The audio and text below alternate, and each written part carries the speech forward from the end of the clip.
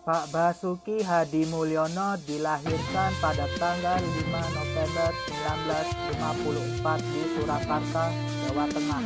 Dia merupakan anak keempat dari 8 bersaudara.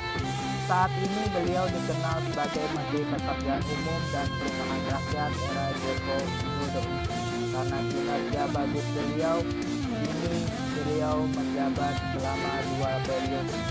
Menteri yang ramah, dengan suara publik penuh jenaka namun berkomitmen tinggi, siap melaksanakan tugas presiden. Tak heran jika beliau disebut sebagai Deplet dari Indonesia. Sri Mulyani Indrawati, lahir Tanjung Karang 26 Agustus 1962. Beliau adalah Menteri Keuangan kita pada saat ini. Beliau salah satu sosok yang menjadi panutan bagi kita dengan segudang prestasinya, baik nasional maupun internasional, seperti dianugerahi The Best Minister in the World di Dubai.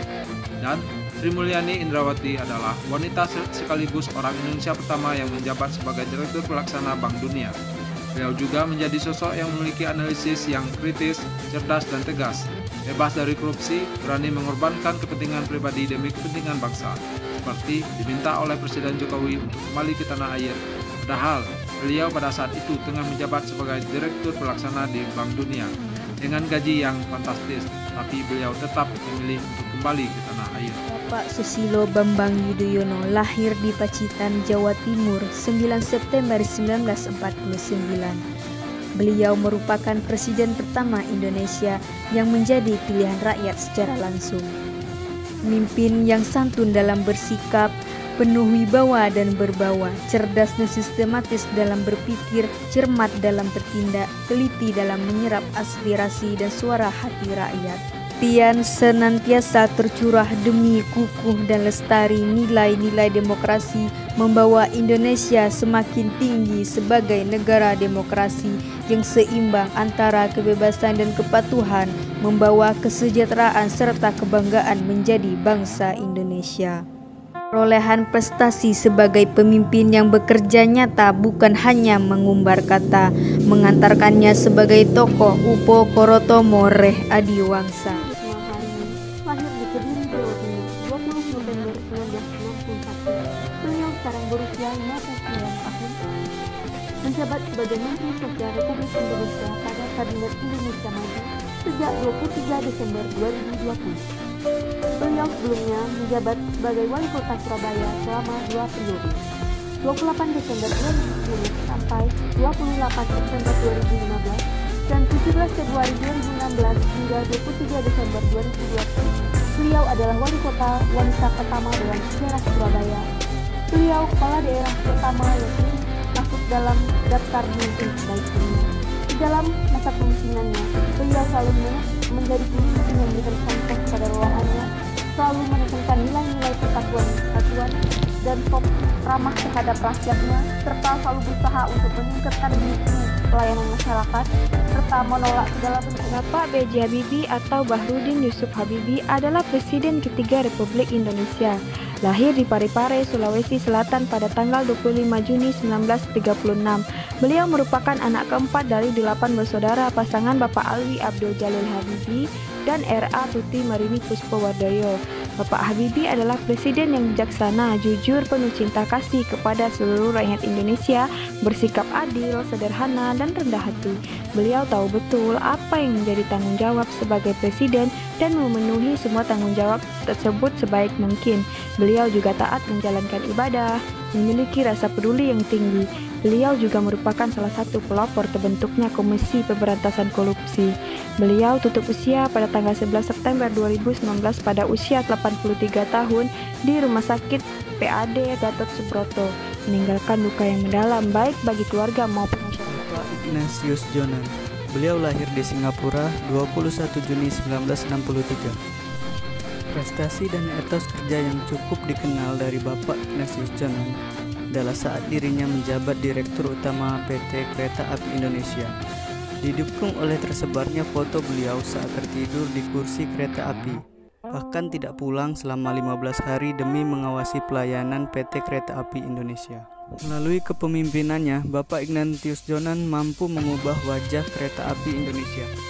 Ada banyak sekali teladan dan pelajaran yang bisa kita ambil dari beliau. The best ability is availability.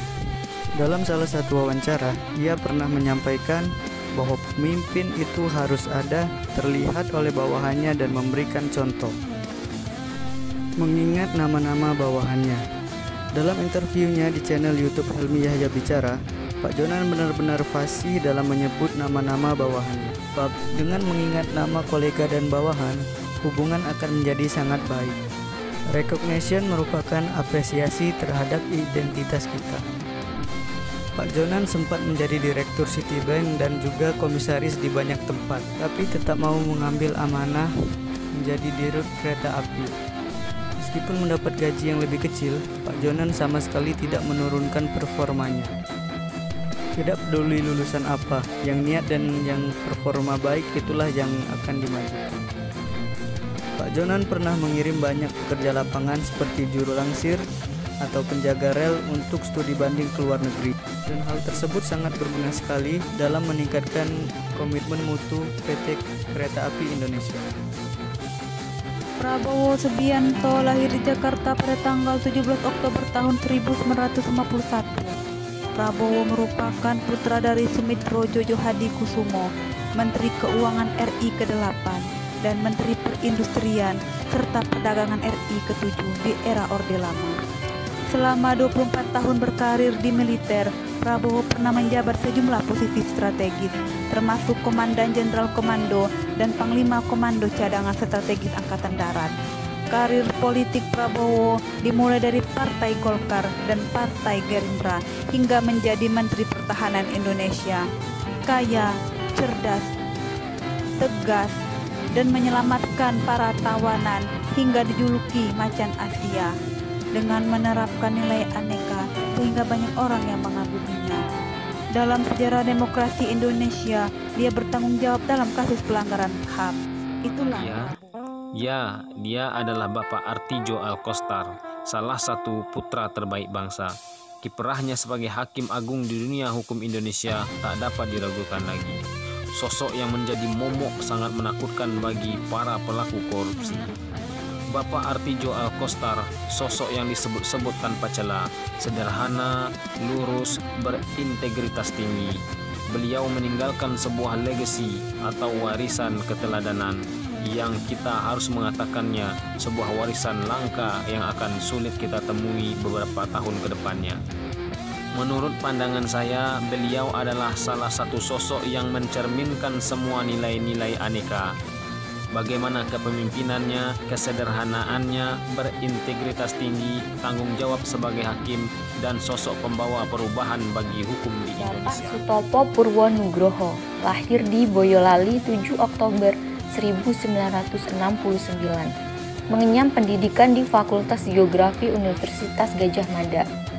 Beliau diangkat menjadi ASN pada tahun 1994 di Badan Pengajian dan Penerapan Teknologi. Sosok tokoh Sutopo ini memiliki nilai akuntabilitas kepemimpinan, integritas, dan tanggung jawab yang tinggi.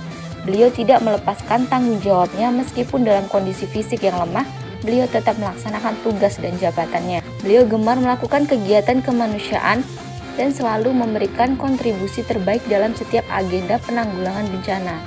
Beliau dengan sigap, tanggap, sopan, santun dalam menyampaikan informasi. Komitmen mutu yang diterapkan beliau dapat dilihat dari penghargaan yang didapat dan diakui oleh semua kalangan.